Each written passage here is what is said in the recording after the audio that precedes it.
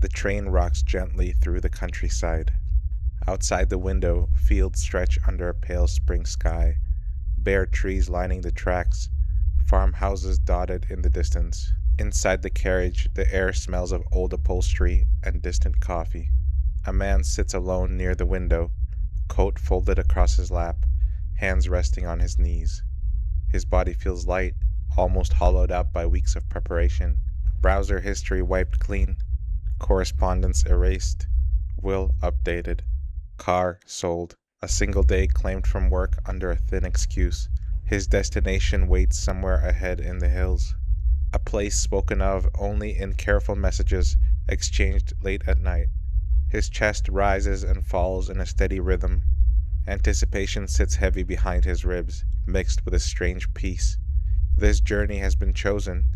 The decision settled weeks earlier after long exchanges about desire, about becoming something else, about ending one existence so another might continue in a different form.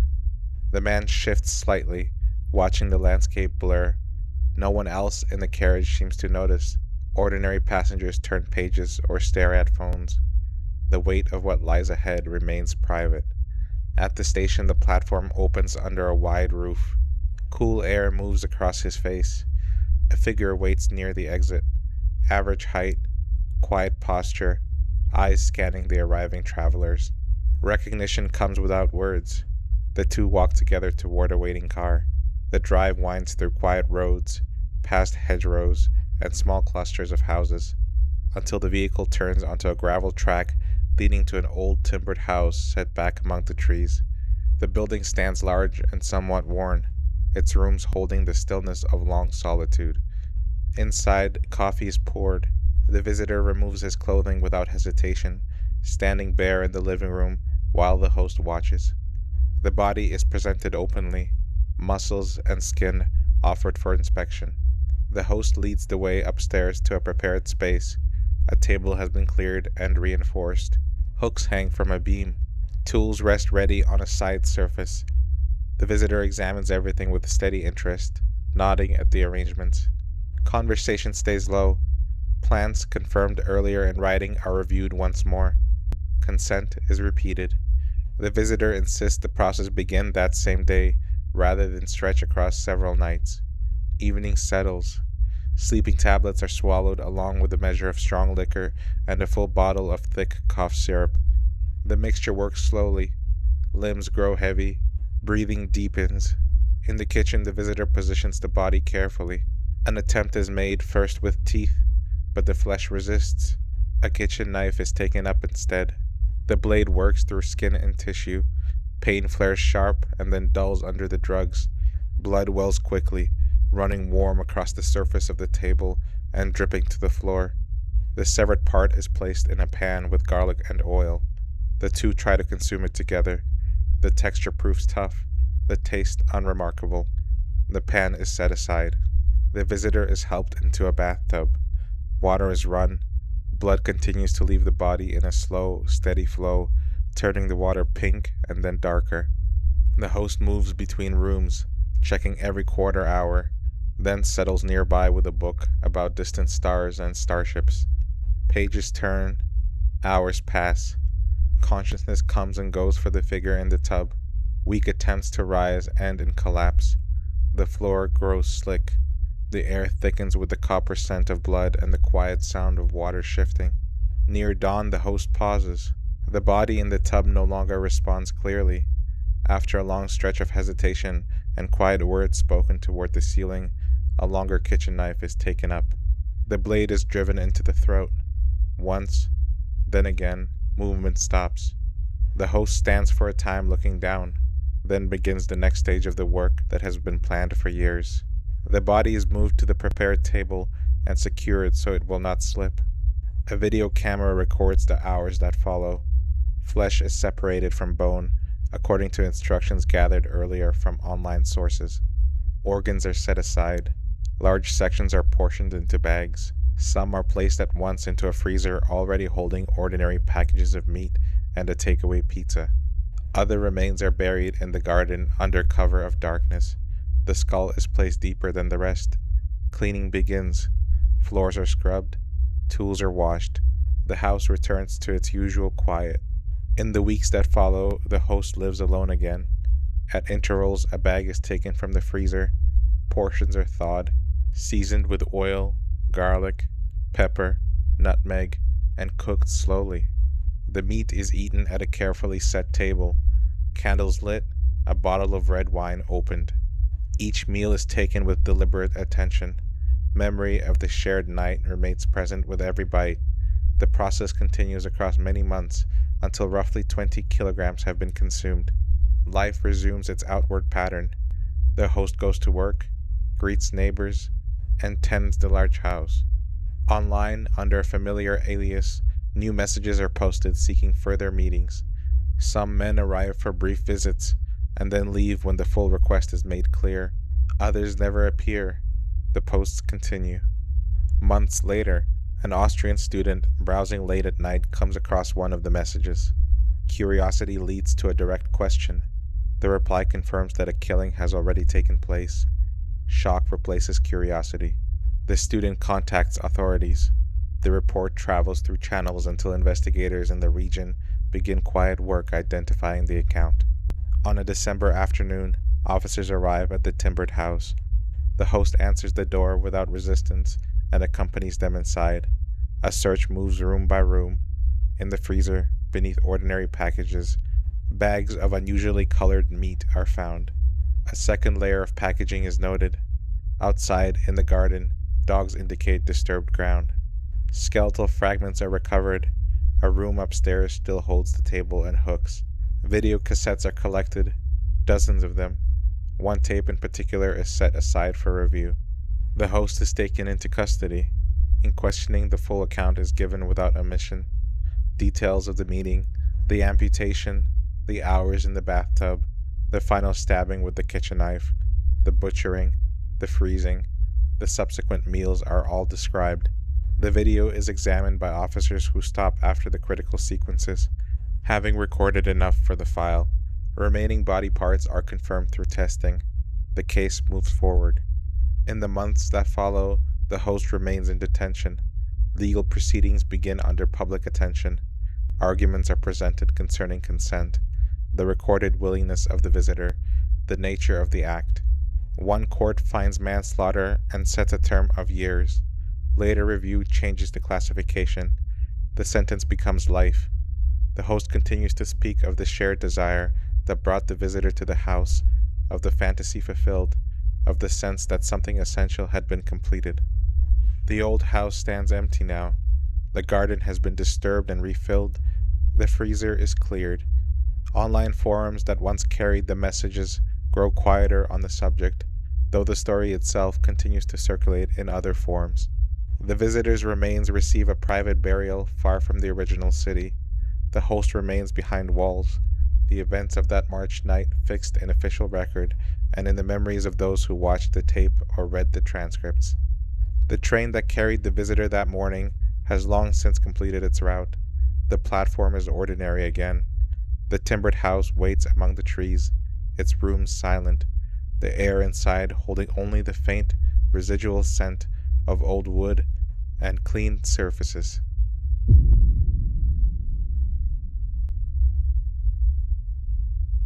Soft afternoon light slips between the buildings of the 16th arrondissement, catching on the pale stone and the quiet green of distant trees. The air catches the usual mix of exhaust and bakery yeast, warm enough that a light sweater feels unnecessary. Footsteps of a tall Dutch literature student move along the street with unhurried purpose. An invitation for dinner and help with German poetry waits inside a modest apartment.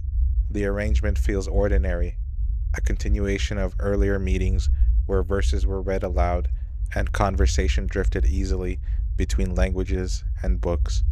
A sense of mild helpfulness rides alongside ordinary curiosity about the evening ahead.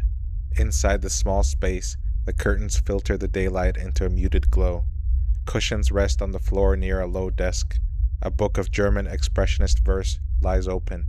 The Dutch student settles, back toward the rest of the room, and begins to read. Her voice rises and falls with the measured cadence of the lines, clear and practiced. The words fill the quiet apartment, while the short Japanese classmate remains somewhere behind, moving with little sound. A cassette recorder sits ready, capturing the reading as planned. The rhythm of the poetry holds attention completely.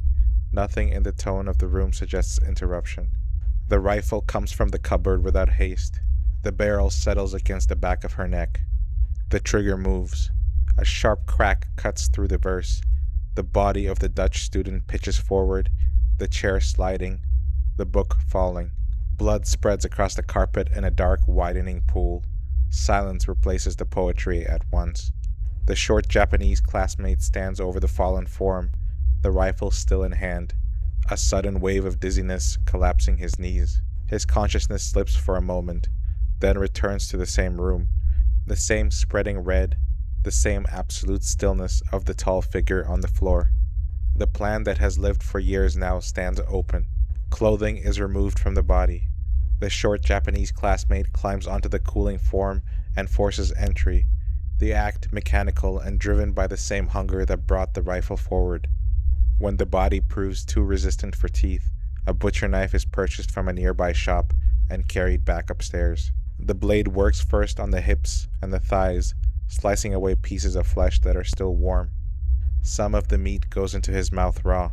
The texture registers as soft, almost without odor, closer to certain fish than to any remembered animal. Other portions move to a pan on the stove, the fat turning a pale corn color as heat rises. The short Japanese man eats steadily, photographing each stage, storing remaining cuts in the refrigerator. Over the following hours and into the next day, the process continues. Breasts, buttocks, sections of the face and neck, the soft tissues of the calves, all yield to the knife. Some pieces are swallowed whole. The refrigerator fills with carefully wrapped parcels. Flies begin to gather as the unconsumed remains start to change. The short Japanese man works with a hatchet and an electric saw in the small bathroom, separating limbs at the joints, reducing the torso, finally detaching the head. The hands that once held the poetry book are used for additional stimulation before being packed away. The tongue is cut free and chewed while looking in the mirror. The eyes follow. Internal organs burn the skin with residual acid. 2 large suitcases receive the dismembered parts, the weight distributed carefully, the lids closed and locked.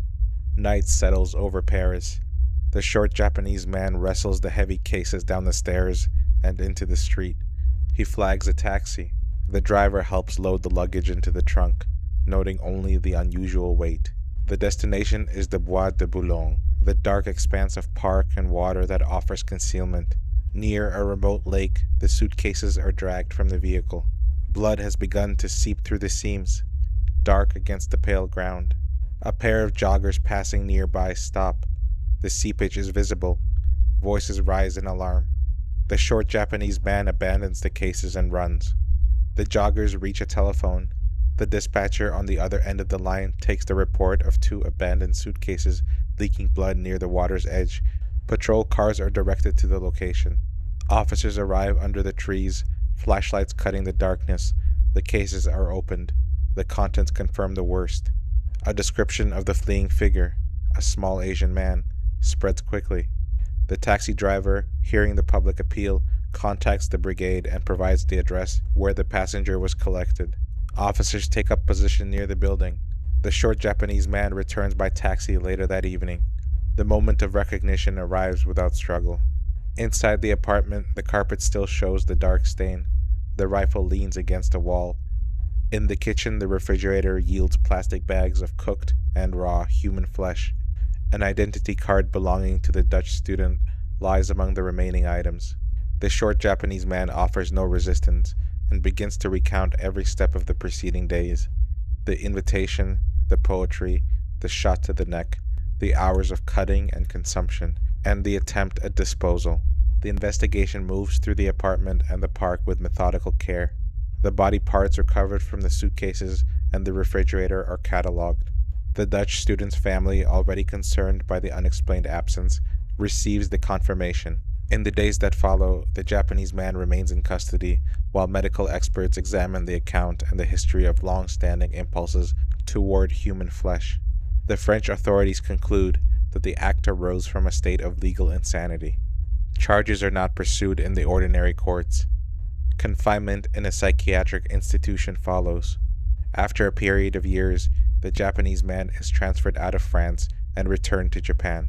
Japanese examiners reach a different conclusion, finding no equivalent mental disorder sufficient to require continued detention. Court documents from the closed French proceedings remain sealed and unavailable. Without those materials, no further prosecution is possible. The short Japanese man is released into ordinary life. The tall Dutch student who once walked along the Parisian street with an open book of poetry never left the apartment alive. The flesh that was selected for its health and beauty was cut, cooked, photographed, and consumed over successive days. The remaining parts traveled in suitcases through the night streets of Paris and into the dark of the Bois de Boulogne. The officers who opened those cases and the refrigerator saw the full extent of what had been done. The short Japanese man who performed every act walked free once the legal pathways closed. The hunger that drove the rifle and the knife was never answered by a prison sentence.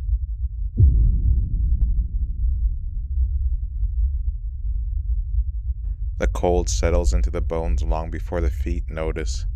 Night presses down on the open road between the scattered lights of one settlement and the next. Wind moves across the empty fields and finds every gap in clothing. A woman walks alone after a gathering.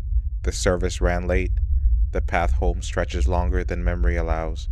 Footsteps sound too loud against the packed earth and thin snow.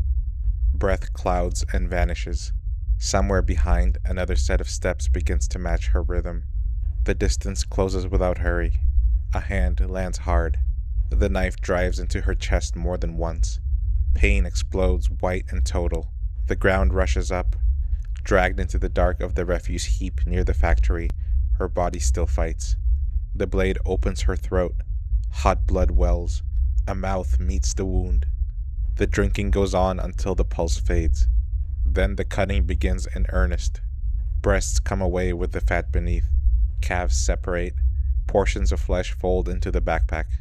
What remains of the torso and arms are pushed under debris. The head and legs stay exposed to the night air. The pack grows heavy on the walk back through the dark. Days later, the remains surface under the eyes of locals scavenging the same heap. Flesh is missing in clean plains. The conclusion forms itself among the investigators who arrive. Someone took the meat. Fear moves through the nearby villages faster than official word. Men begin carrying axes when women step outside. Nights grow quieter. Doors latch earlier. In another house, the dark holds its own silence. An older woman and her grown daughter sleep. The door gives under force in the small hours. The knife finds both throats while the bodies still lie warm under blankets. Blood soaks the bedding. The work of separation follows. Strips of flesh leave with the intruder. A child remains hidden in the closet the entire time. Breath held until the footsteps fade and the night reclaims the rooms. When light finally comes, the child speaks of what the darkness allowed to be seen, but faces stay blank in memory. Elsewhere, a complaint reaches the wrong ears. A woman who took what did not belong to her is invited over under the cover of talk. Hands close around her neck first.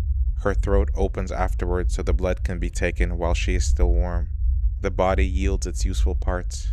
Some of the flesh finds its way into a barrel of salt at the edge of the room. Other pieces move through a grinder and become the filling for dumplings. Fat renders down for frying. Heart and kidneys meet the pan and prove tougher than expected. The eating stretches across weeks. The first mouthfuls require force of will. Later ones do not.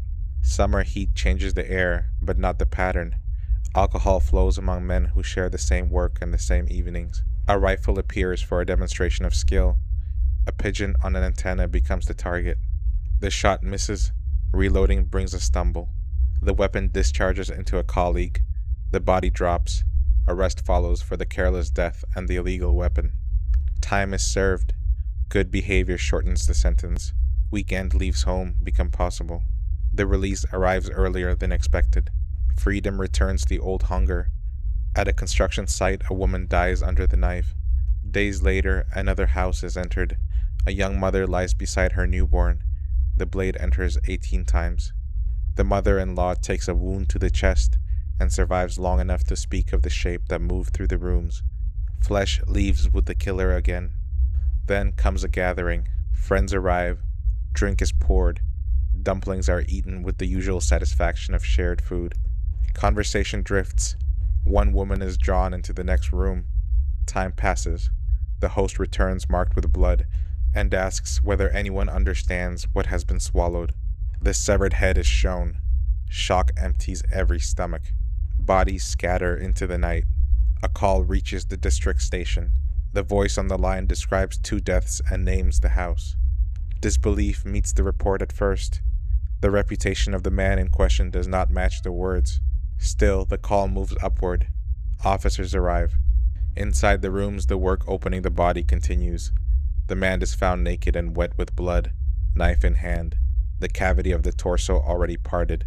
In the distraction of the discovery, he slips out carrying a compass, a hunting blade, and a hatchet. The search tightens by morning. A basement belonging to a distant relative yields him the next day. Confession follows without resistance. A notebook surfaces filled with the records of what was taken and how it was prepared. The meat became dumplings and salted fat. Some was fried in its own grease. The blood was drunk for the visions it was believed to grant. Motives tangle. The pull of the female body that only full consumption could satisfy, the conviction that women had stepped outside their place, the anniversaries of family deaths that required offerings. Investigators count the bodies that can be tied to the hands in front of them. More are suspected. The court hears the evidence under heavy guard. Schizophrenia is the finding. Compulsory treatment in a closed hospital is the order. Years of confinement pass. Condition appears improved. Transfer is approved. During a stop, the wall of a bathroom yields, and the man is gone again. Time on the run stretches across seasons and borders. One more woman dies in a different city. Blood marks the face of the figure leaving the house. A neighbor shouts. Threats answer the shout and then flight. Capture arrives later in another place, after a woman reports the approach of a stranger. The rooms of the special hospital close once more. Barbed wire and closed doors hold him for the remainder of his years. The meat was taken, the blood that was drunk, the heads that were shown, the children who hid, and the guests who fled all remain in the record.